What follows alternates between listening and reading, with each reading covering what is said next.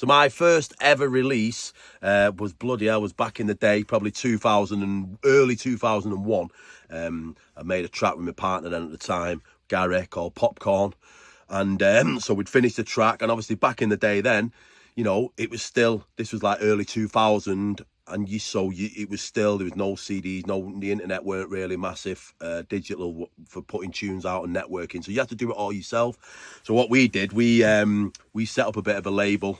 Well, not set up a label, just made a bit of artwork for the label, and we got them pressed up ourselves. So we found a place in Manchester, pressed up 500 copies. It was about 750 quid or something like that. Got some test pressings, and then we'd go and give them out to the DJ. So when we did a bit of a gig, I gave one to Lee Butler, who did City FM and stuff and that. And when he was there, and we had a couple in our record box. And that's what you had to do back in the day, try and go and give them out to the DJs.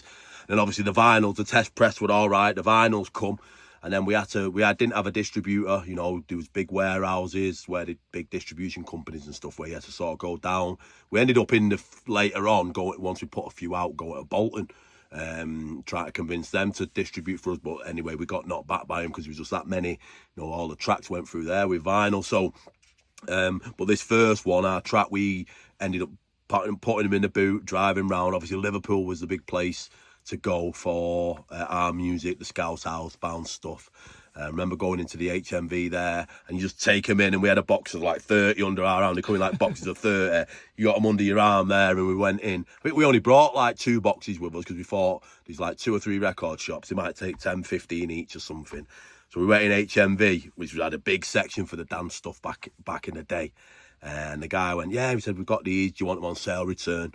You know, if you don't sell them, you return them, don't pay up front, happy days. And then we went in, give him the record, he went in the back, had a listen, come out and went, yeah, we'll have 100.